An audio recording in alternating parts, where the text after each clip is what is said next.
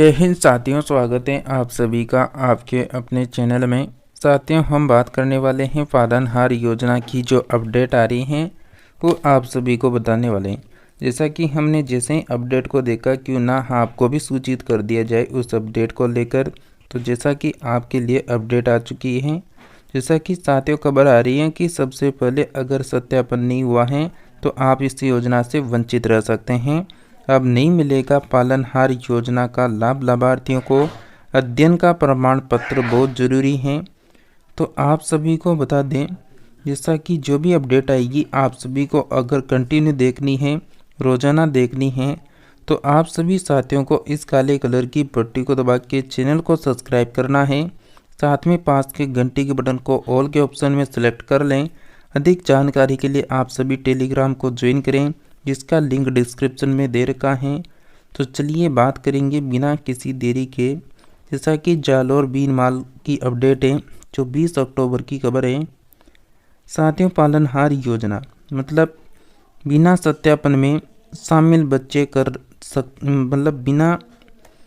बिना सत्यापन योजना में शामिल बच्चे रह सकते हैं लाभ प्राप्त करने से वंचित। जैसा कि जालौर के 3328 बालिक बालिकाओं के सत्यापन लंबित है।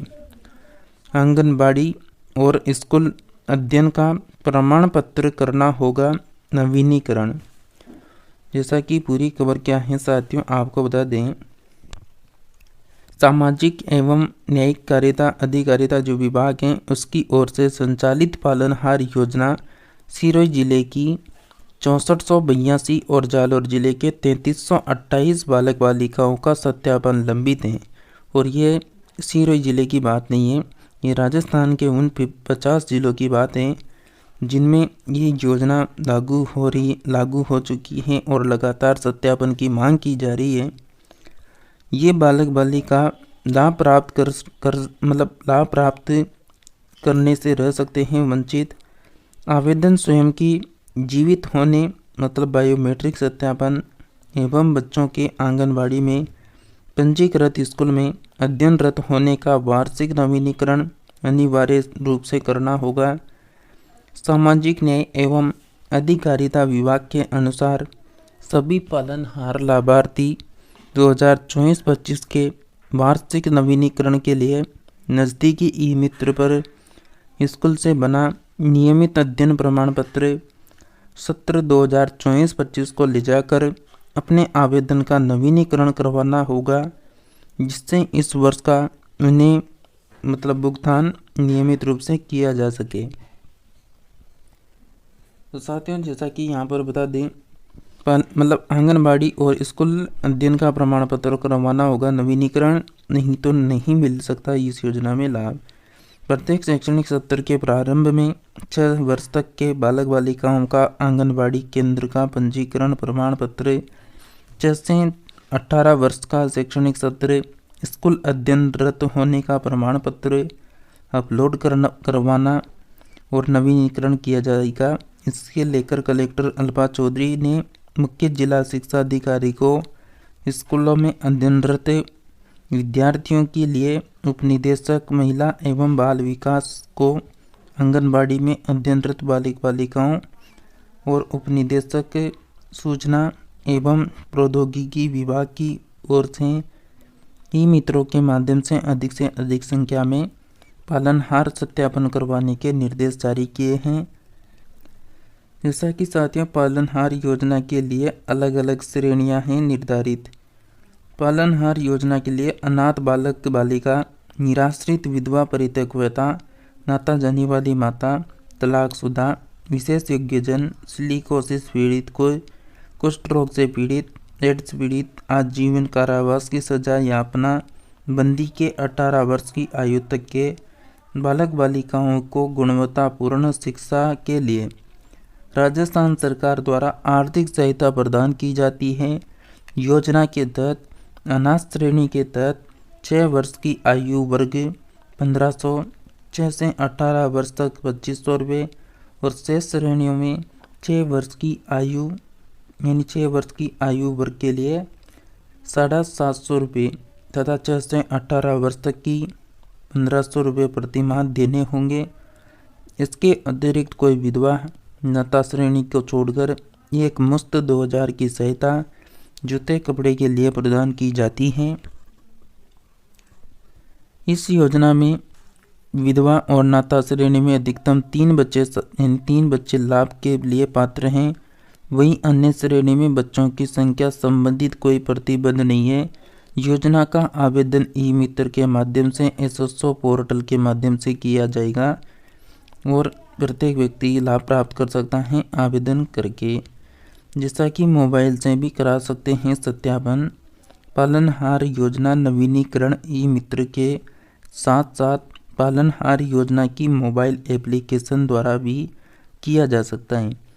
तय समय अवधि में सत्यापन नहीं करवाने की स्थिति में लंबित शैक्षणिक सत्र के लिए अस्थायी रूप से निरस्त कर दिया जाएगा। तो जैसा कि आपको बता दें, योजना के 100% क्रियान्वयन के निर्देश दिए हैं।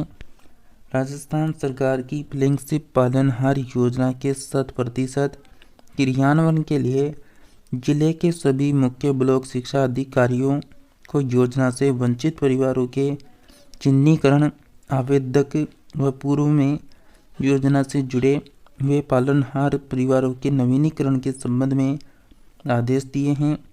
सभी को सत्यापन करवाना जरूरी है, अन्यथा इन बच्चों को योजना का लाभ नहीं मिलेगा। ये सब किसका कहना है? राजेंद्र कुमार पुरोहित का कहना है, जो उप निदेशक सामाजिक न्याय एवं अधिकारिता विभाग के जो सिरोही के हैं। तो फ्रेंड्स, बात करें नेक्स्ट, यहाँ पर जो बच्चों से संबंधित एक नई अपडेट आ रही है जो गंगानगर से खबर है 20 अक्टूबर की। जैसा कि आपके भी बच्चे यानी जो भी आपके बालक बालिका हैं, अगर यहाँ पर स्कूलों में अध्ययन कर रहे हैं तो उन सभी के लिए अपडेट आ रही है। जैसा कि अपार आईडी में जो टीसी होती हैं, जिसको मतलब एडमिशन लेने के लिए टीसी की आवश्यकता होती है ना, तो टीसी से लेकर प्रत्येक वर्ष की प्रगति पत्र होंगे। स्टोर भर्तियों में फर्जी दस्तावेज से होगी पहचान। मतलब आधार कार्ड की तर्ज पर, मतलब आधार कार्ड की जगह विद्यार्थियों की बनेगी अपार आईडी। इसके बाद मिलेगा सभी योजनाओं का लाभ। सूरतगढ़ ब्लॉक में 30% आईडी अब तक बन चुकी हैं। प्रदेश में इन दिनों फर्जी दस्तावेजों से नौकरी लगने की परेशानी खड़ी होने के बाद अब सरकार ने आधार कार्ड की तर्ज पर अपार आईडी बनाने की तैयारी शुरू कर दी है। 12 डिजिट की अपार आईडी को लेकर शिक्षा विभाग ने तैयारी शुरू कर दी है। फिलहाल 9वीं से 12वीं तक के पढ़ने वाले बच्चों की अपार आईडी को लेकर शिक्षा विभाग तैयारी कर रहा है। ब्लॉक में अब तक 30% बच्चों की अपार आईडी बनाई जा चुकी है। सरकार द्वारा आधार कार्ड की तर्ज पर ही हर बच्चे की एक अलग यूनिक आईडी बनाई गई है, जिसे अपार आईडी बनाई जा रही है। फिलहाल U22 को लेकर भी काम चल रहा है, जिसमें स्कूलों की डिटेल ऑनलाइन भी भरी जा रही है। यह अपार आईडी देश भर में लागू हो गई है। आगामी दिनों में सरकार द्वारा इस अपार आईडी को डिजी लॉकर से भी जोड़ दिया जाएगा, जिसके बाद विद्यार्थियों के सभी डॉक्यूमेंट्स ऑनलाइन ही मिल जाएंगे। अब स्कूलों में बच्चों से वंचित हर काम करने के लिए इस नंबर का उपयोग किया जाएगा। बच्चों की टीसी काटने पर भी इस नंबर को भरना अनिवार्य होगा। तो सभी पेरेंट्स इस नंबर को अच्छे से ध्यान रखें। अगर आपकी आईडी बन चुकी है, नंबर नहीं बनने की स्थिति में बच्चों की ऑनलाइन टीसी जनरेट ही नहीं हो पाएगी। स्कूलों में ड्रॉप आउट बच्चियों का आंकड़ा बहुत ज़्यादा है। ऐसे में स्कूल छोड़ने वाली बच्चियों को सरकार ट्रैक तक नहीं कर पाती है। इनका कहना है जो मतलब ड्रॉप आउट, स्कूलों में ड्रॉप आउट बच्चियों का आंकड़ा बहुत ज़्यादा है। मतलब कोई बच्चियाँ होती हैं वो स्कूल छोड़ देती हैं, तो वो जो रिकॉर्ड है ना वो सबसे ज़्यादा बताया जा रहा है। मतलब छोड़ने का कारण पता नहीं चलता, लेकिन उनका जो छोड़ने की संख्या है वो सबसे ज़्यादा यहाँ पर देखी जा रही है। यही है ड्रॉप आउट का मतलब। जैसा कि साथियों यहाँ पर बता दें, स्कूल में एडमिशन भी लिया है या नहीं लिया, लेकिन अब अपार आईडी के बाद हर विद्यार्थी की एक अलग पहचान होगी। शिक्षा विभाग के अनुसार सूरतगढ़ ब्लॉक के कई सरकारी स्कूलों में कई बच्चे ड्रॉप आउट हुए हैं, जिन पर सरकार व शिक्षा विभाग ने मिलकर प्लान तो बनाए हैं, लेकिन वास्तविकता में शिक्षा विभाग उन बच्चों तक पहुंच भी नहीं पाया था कि बच्चों ने कहीं दूसरी जगह एडमिशन लिया है। वास्तव में उन्होंने स्कूल छोड़ दिया है। ऐसे में अब अपार आईडी जारी होने के बाद बच्चों तक जो है पहुंचना भी सुलभ होगा और शिक्षा विभाग को यह भी पता कर सकेगा कि बच्चों ने वास्तविकता में कहीं दूसरी जगह एडमिशन लिया है या नहीं लिया है। नेक्स्ट अगर हम बात करें, जैसा कि जल्दी मार्कशीट हो जाएगी ऑनलाइन, हर योजना का लाभ लेने के लिए आईडी जरूरी रहेगी। जानकारी के अनुसार अभी तक डिजी लॉकर पर सभी डॉक्यूमेंट्स ऑनलाइन नहीं हैं। आगामी समय में डिजी लॉकर सहित अन्य जगहों पर भी इसे लिंक किया जाएगा, जिससे बच्चे के हर साल की अंक तालिका, किसी स्कूल से ली गई टीसी, नए स्कूल में लिया गया एडमिशन सहित कई डिटेल स्टोर होगी, जिससे विद्यार्थी कहीं भी बैठकर एक्सेस कर सकता है, चेक कर सकता है, देख सकता है। अपार आईडी अब अनिवार्य की जाएगी। सरकार द्वारा पढ़ने वाले विद्यार्थियों के लिए विभिन्न योजनाएं लागू की जाती हैं। उन सभी योजनाओं का फ़ायदा उठाने के लिए अपार आईडी दी जाएगी। अपार आईडी लगाने के बाद ही स्कूलों में पढ़ने वाले बच्चों को योजनाओं का फ़ायदा मिलेगा। जैसा कि निजी स्कूल, जो प्राइवेट स्कूल है, उनमें RTE के तहत पढ़ने वाले बच्चों को बिना अपार आईडी के पुनः भरण की राशि भी आवंटित नहीं की जाएगी। ऐसे में सभी विद्यार्थियों की आईडी बनेगी UIDS